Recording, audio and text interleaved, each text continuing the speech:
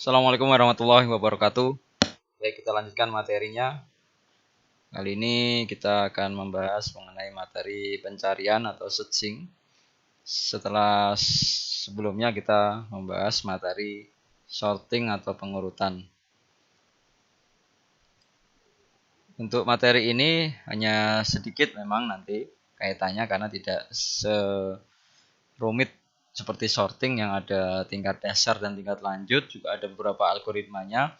Untuk teknik pencarian data ini di sini nanti hanya ada dua teknik ya. Jadi kita mulai saja. Untuk pertama kita lihat pengertian dulu dan beberapa deskripsinya. Untuk pencarian data ini merupakan proses penting yang memang paling banyak dilakukan terhadap data. Salah satunya di struktur data ini untuk mengorganisir sebuah data, kumpulan data supaya terstruktur, sehingga salah satunya nanti bisa digunakan untuk mencari sebuah data. Dalam aplikasi nyata, seorang staf bagian personalia sering melihat data seorang pegawai. Hal yang dilakukan yaitu memasukkan nomor pegawai, kemudian detail dari pegawai itu akan ditampilkan. Ya. Atau mungkin ketika kita mencari kontak nomor teman kita di smartphone ya. Biasanya kita hanya memasukkan sebagian nomor HP atau mungkin sebagian nama dari teman kita itu, kemudian nanti kalau sudah ketemu nanti kita detailkan lagi, akan muncul detail dari kontak nomor teman kita, baik nomor mobile phone-nya maupun emailnya atau mungkin data-data yang lain ya. Begitu juga dengan pegawai, ketika memasukkan nomor rekening nasabah, semua catatan tentang nasabah tersebut akan muncul di layar. Jadi konsepnya yang jadikan kunci sebagai kunci nanti apa dari data itu. Ketika data itu kita masukkan kuncinya, nanti akan muncul detail dari data tersebut ya. Jadi kalau mahasiswa berarti ya input NIM-nya, di input NIM-nya kemudian nanti muncul semua data tentang mahasiswa tersebut, data akademiknya ya. Ya, seperti yang saya sampaikan tadi, pencarian seperti hal yang tadi saya contohkan itu didasarkan pada suatu kunci yang mempercepat pencarian data. Namun dalam praktek pencariannya, kunci itu tidak selalu dimungkinkan ya. Jadi ini contoh lagi, misalnya ada seorang tamu yang menanyakan apakah datang ke Unwahas misalnya ya. Kemudian dia menanyakan apakah adiknya yang bernama Dewi itu masih kuliah di universitas yang dia datangi gitu ya, Unwahas ini misalnya gitu ya. Tapi dia tidak tahu nomor mahasiswa adiknya itu yang bernama Dewi itu. Jadi tadi ya kaitannya dengan praktek pencarian dengan kunci tidak selalu dimungkinkan. Padahal sebenarnya mahasiswa itu kan kuncinya biasanya NIM ya, NIM-nya itu yang paling nomor mahasiswanya ya, atau NRP ya. NRM ya, nomor registrasi mahasiswa, atau NIM, nomor induk mahasiswa, NIM-nya itu ya. Karena dari situ biasanya lebih mudah akan mencari data dari seorang mahasiswa berdasarkan kunci NIM-nya. Ya. Kemudian karena tadi ya, ini masih cerita yang ini, tamu itu tidak bisa menyebutkan NIM-nya tersebut atau NIM dari adiknya yang bernama Dewi itu kan, tapi hanya bisa menyebutkan namanya saja. Nah, dari nama itu pada keadaan seperti itu, karyawan di Unwas atau di universitas atau bagian kemahasiswaan atau bagian akademik itu cukup memasukkan kata Dewi nanti ya, dan komputer akan berusaha mencari semua data mahasiswa yang mengandung nama Dewi. Jadi pengganti dari kata kunci tadi itu bisa menyebutkan data yang lain ya. Karena memang suatu sistem atau program biasanya menyediakan pencarian tidak hanya berdasarkan kuncinya, tapi berdasarkan hal-hal yang lain ya, field yang lain. Bisa saja berdasarkan yang berdomisili di Kota Semarang, tapi itu akan sangat banyak sekali pasti filternya ya. Jadi biasanya akan ada prioritas mana yang akan dicari berdasarkan apa. Semakin kita menggunakan kata-kata atau semacam kita menggunakan field atau kolom yang lebih umum, itu akan semakin hasilnya semakin banyak yang ditampilkan, ya kita harus memfilter lagi ya.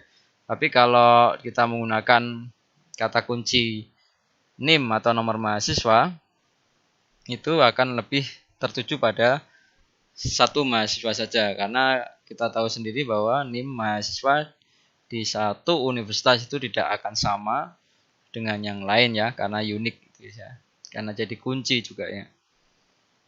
Seperti itu jadi tadi ya ini ya penjelasannya.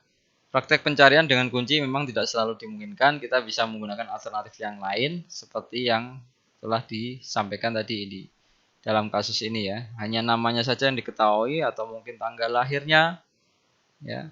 Karena juga tanggal lahir itu bisa sama juga. Jadi kita tinggal memilah-milah aja nanti. Misalnya ini tadi ya, Dewi dimasukkan, itu akan muncul banyak nanti ya. Ya, dia akan nama-nama yang mengandung Dewi itu akan muncul banyak dan tetap nanti akan berusaha memilah-milah lagi ya. Kalau yang munculnya hanya 5 mungkin masih bisa kita. Cuma karena ini satu kampus, satu universitas, itu akan semakin banyak hasilnya. Ya, seperti itu. Ilustrasi tersebut tersirat bahwa sebenarnya ada dua cara tadi ya dari ilustrasi tadi ya untuk melakukan pencarian data. Ya, ini tadi yang saya sampaikan di awal bahwa nanti dalam materi ini hanya ada dua teknik pencarian data. Cara pertama dilakukan pada data yang tidak urut dengan menggunakan pencarian linear atau sekuensial.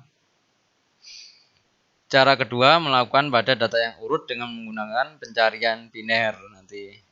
Nah, kita coba lihat penjelasannya berikutnya. Untuk pencarian linear, yang pencarian pertama sekuensial, ini tadi dipakai pada sebuah daftar yang tidak urut tadi ya, seperti yang sudah dijelaskan tadi ya, data yang tidak urut. Pencarian linear atau pencarian sekuensial merupakan teknik pencarian yang biasa dipakai manusia atau kita-kita ini, misalnya untuk menemukan sebuah nama dalam daftar nama yang tidak diurutkan menurut abjad nama orangnya ya. Ya, karena sekuensial linear, dia akan melakukan pencarian dari awal daftar tersebut dan kemudian dibaca satu persatu hingga dicari ditemukan. Kalau sudah ditemukan akan berhenti proses pencariannya itu ya. Nah, kalau misalnya urut dia berada di daftar paling akhir ya itu akan membutuhkan waktu lama karena urut dicari dari atas ke bawah. Misalnya kalau kita misalnya melihat papan pengumuman lulusan yang tidak urut ya, tidak diurutkan namanya, tidak diurutkan NIM-nya ya. Kita biasanya kan umumnya begitu ya. Jadi tinggal kita melihat dari urutan atas ke bawah sampai ketemu nama kita ya. Sampai kadang diulang-ulang, siapa tahu kelewatan. Seperti itu untuk pencarian linear contohnya ya. Sedangkan untuk algoritmanya ini di sini ada semacam ini codingnya. Kalau algoritmanya dulu ini ya. Jadi posisinya pertama diberikan -1. Ini dianggap tidak ketemu ya, tidak ditemukan dulu maaf. Artinya tidak ditemukan dulu -1 itu. Kemudian J diberi nilai 0. Ada perulangan while J lebih kecil dari N. Ini jumlah datanya. Ya. Dicari selagi J-nya itu lebih kecil dari N ya. Kemudian nanti jika yang dicari tadi lajur itu ya, lajur yang ke J itu ya, yang ke J yang keberapa 0 misalnya, atau ya ini nilainya 0 awal, yang ke L yang ke 0 atau data ke 0 itu sama dengan X itu yang dicari tadi ya. Misalnya kita mau mencari X gitu ya. Itu sama nggak dengan dicek tiap lajurnya itu sama nggak dengan X? Kalau iya nanti nilai J posisi itu akan diberikan ke nilainya diberikan ke variabel posisi. Kemudian keluar dari while ya. Tapi kalau tidak ini while, ini sebenarnya ada satu lagi untuk menambahkan J-nya supaya looping ya. J-nya naik satu lagi, ya, nanti cek lagi. Apakah L yang ke 1 sama dengan X? Begitu terus ya. Kalau tidak ya looping lagi ya. Sampai LJ-nya sama dengan X. Ya, anggap aja misalnya J datanya ketemu di baris ya ini ya, atau data ke 10 misalnya ya. Kesekian 10, padahal di sini ada 15 data misalnya gitu ya. Ini C, nanti kalau ketemu baru nanti akan ada pemberitahuan posisi, nilai posisi itu akan diisi dengan nilai J yang keberapa tadi ya, 10 misalnya. Jadi nanti ini algoritmanya, jadi tidak lengkap dengan codingnya ya. Ini algoritmanya dari pencarian linear sekuensial. Kuncinya yang perlu diperhatikan, linear sekuensial itu berurutan ya, dari atas sampai bawah. Ya, kita mencari sebuah tumpukan buku, kita mencari sebuah data ya di sebuah daftar header, daftar nama atau daftar apapun yang tidak diurutkan, kita selalu mencari dari atas ke bawah ya. Itu yang umum biasa dilakukan. Itulah yang digunakan di algoritma ini. Untuk pencarian linear sekuensial saya yakin sudah mengerti atau paham. Kita menuju ke pencarian biner ini ya. Pencarian biner seperti apa? Jadi apabila datanya telah urut, ini beda dengan yang tadi ya, sekuensial itu datanya tidak urut. Pencarian biner ini apabila data telah urut, pencarian dengan cara linear tidaklah tepat. Ya pasti ya. Karena memang ada khusus untuk teknik-teknik itu sendiri, untuk data-data tersendiri juga. Seperti halnya kalau kita mencari kata struktur dalam Kamus Bahasa Indonesia, tentu saja kita tidak akan memulai dari halaman pertama yang memuat abjad A ya, karena sudah urut. Kita punya kamus ya. Sekarang mungkin kalian jarang pakai kamus itu ya, yang buku, bentuknya buku, karena online juga sudah ada sekarang. Baik Kamus Bahasa Indonesia maupun Kamus Bahasa Inggris ya. Atau mungkin apapun yang ada urutannya itu ya. Ada urutannya, ada kata-kata kuncinya itu ya. Tapi ya, anggap aja kita mencari sebuah kata di dalam kamus ya. Di Kamus Bahasa Indonesia khususnya ini ya. Ketika kita mau mencari arti kata struktur itu ya, kita tidak mungkin mencari satu persatu dari huruf A, B gitu kan. Karena kita sudah tahu bahwa kamus itu sudah diurutkan. Jadi kita akan memulai dari halaman pertama, dari halaman yang memuat kata S misalnya. Pastinya begitu, yang memuat abjad S, maaf. Ya, kalau memuat abjad A, ya buang-buang waktu juga ya. Untuk apa mencari kata struktur di abjad A, B, C, dan seterusnya. Datanya sudah urut, pencarian linear tidaklah efisien. Ya, jadi tidak bisa dengan teknik pencarian linear diterapkan di sini. Salah satu cara yang baik digunakan untuk mencari data terhadap data yang telah diurutkan itu yaitu menggunakan pencarian biner. Ya. Konsepnya seperti apa pencarian biner itu? Cari elemen dalam array yang terletak di tengah-tengah dari batas bawah hingga batas atas. Ini sudah mulai masuk ke algoritmanya. Dicari elemen dalam array. Ya, ini contohnya datanya dalam bentuk array ya. Seperti yang sebelum-sebelumnya selalu dicontohkan dalam data bentuk array. Masih ingat array itu apa ya? Data yang datanya banyak tapi jenis datanya sama ya. Artinya satu variabel array itu bisa digunakan untuk menyimpan data banyak ya, tapi tetap nanti tipe datanya sama dan jenisnya sama ya. Misalnya nama, array nama ya, array nama berarti nanti nama itu bisa digunakan untuk menyimpan beberapa nama yang lebih dari satu ya, misalnya nama satu kelas dalam satu angkatan misalnya. Dan nanti ada penandanya yaitu nama yang ke I, nama yang ke satu, nama yang kedua, nama yang ketiga, nama yang keempat dan seterusnya itu ya. Pakainya array. Kemudian ini lakukan pembandingan data yang dicari dengan data yang berada di tengah tersebut ya. Dalam hal ini akan terdapat 3 kemungkinan. Jadi pertama kita dari deretan array itu kita cari elemen yang data mana yang terletak di tengah-tengah dari batas bawah hingga batas atas. Kemudian dilakukan pembandingan data yang dicari dengan data yang berada di tengah tersebut. Akan ada 3 kemungkinan. Yang pertama, jika kedua data yang dibandingkan sama, maka data yang dicari ditemukan. Ya pasti itu ya. Jadi ketika dibandingkan sama, oh berarti ini datanya gitu ya.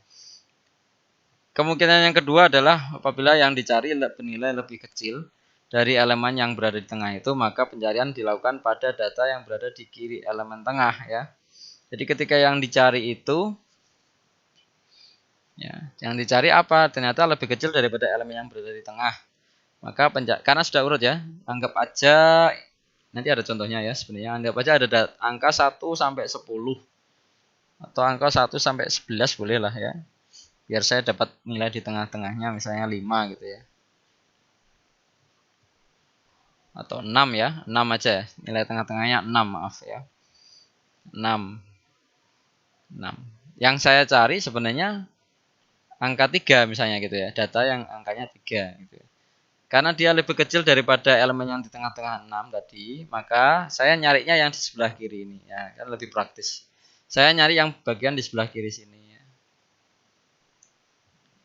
Kalau yang saya cari lebih besar daripada 6, maka saya nyari yang di atasnya 6. Pastinya begitu, secara nalar, secara logika ya. Jadi konsepnya seperti itu sederhana sebenarnya. Codingnya yang tidak sederhana.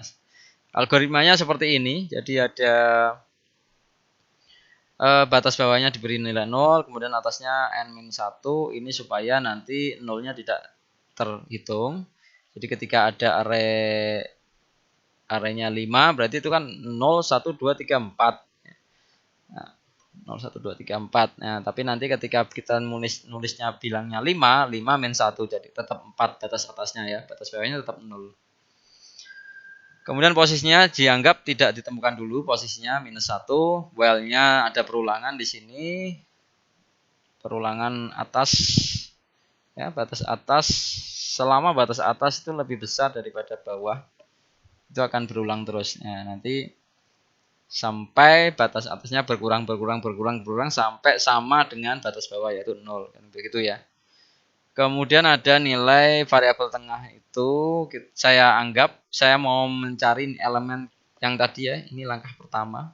Cari elemen dalam array yang terletak di tengah-tengah dari batas bawah hingga batas atas. Saya cari nilai di tengah-tengah elemen itu dengan cara atas ditambah bawah bagi 2, nanti akan ketemu ya, yaitu posisi di tengah itu berapa.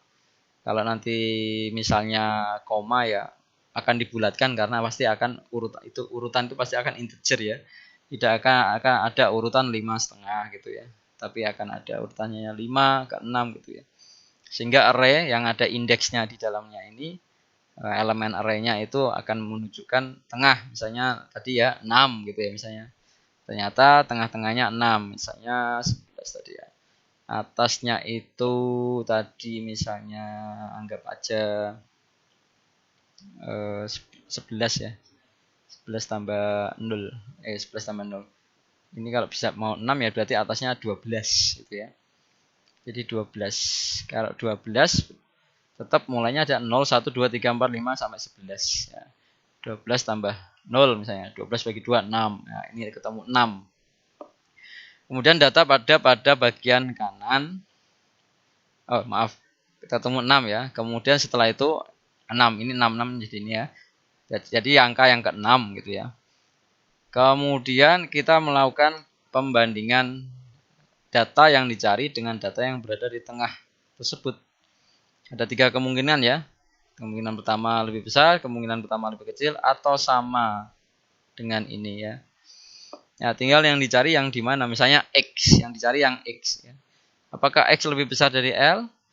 Lebih besar, apakah data yang dicari lebih besar daripada komponen yang di tengah, elemen yang di tengah tadi?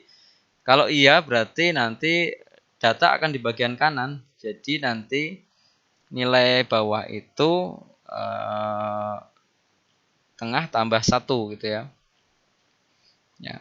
Jadi batas bawahnya dia akan mencari dari mulai 7 sampai ke sekian gitu ya. Tapi kalau datanya yang dicari itu lebih kecil daripada nilai tengah tadi, yang ke-6, data yang ke-6 tadi, misalnya gitu ya, maka dia akan mencari data bagian kiri ya. Sehingga nilai atasnya tadi kan tengah ditambah 1, jadi 7 juga. Ini harusnya tengah min. Ya, kemudian jika tidak atau sama ini berarti posisinya langsung tengah itu sama berarti. Jadi dia akan menemukan bahwa tengah itu data yang dicari gitu ya. Untuk mengakhiri while saya buat batas bawahnya nilai atas ditambah 1 gitu ya, untuk mengakhiri while, sehingga ketika dia mau muter lagi, kalau dia ketemu ini dia akan muter lagi kan. Nah, ternyata batas bawahnya saya sudah beri nama, saya sudah beri nilai atas tambah 1. Misalnya atasnya 12, saya tambah 1 berarti nggak masuk di sini. Apakah 12 lebih besar daripada 13 gitu kan. Sehingga berhenti. Ini aja untuk mengakali aja ya. Seperti itu, jadi algoritmanya nanti bisa dilihat, codingnya banyak sekali di internet. Silahkan searching, kalau ada yang kurang jelas nanti bisa silakan ditanyakan di forum maupun di chat atau di e-learning ini ya, silakan. Atau bisa lihat video yang lain juga boleh, penjelasan yang lain juga boleh. Sekarang bebas mencari ya. Untuk karena ini materinya sedikit dan cepat selesai, ini ada kuis ya.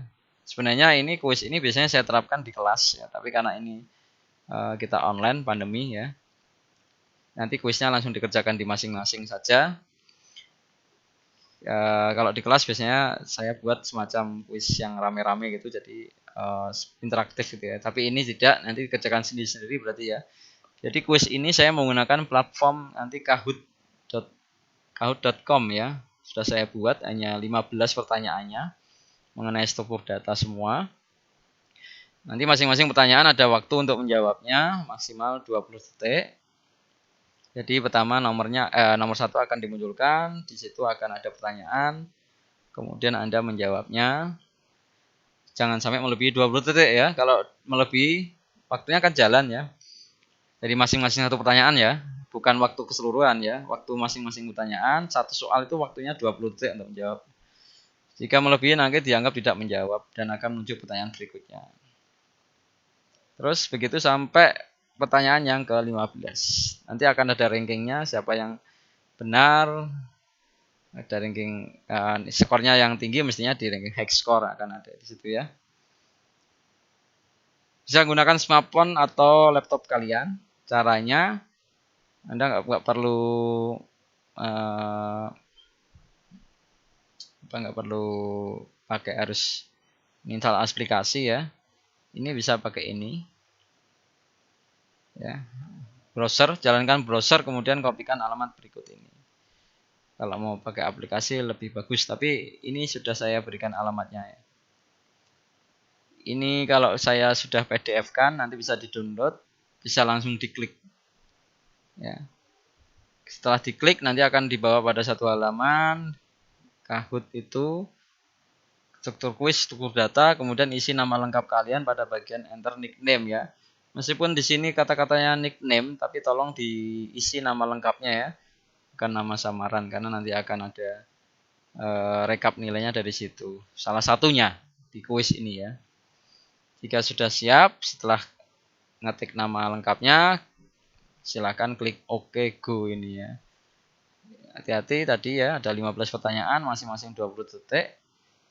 Kalau sudah Anda menjawab ya 20 detiknya langsung terputus, nanti ya bisa next langsung gitu. Misalnya Anda bisa menjawab dalam waktu 5 detik, itu nggak apa-apa, langsung akan berhenti waktunya dan dia nanti akan next lagi ke soal berikutnya. Begitu, terima kasih, good luck. Jika ada yang perlu ditanyakan tadi sudah saya sampaikan, silakan di forum yang ada di e-learning. Saya Eri sampai di sini. Terima kasih. Wallahul muwaffiq ila aqwamit thoriq. Wassalamualaikum warahmatullahi wabarakatuh.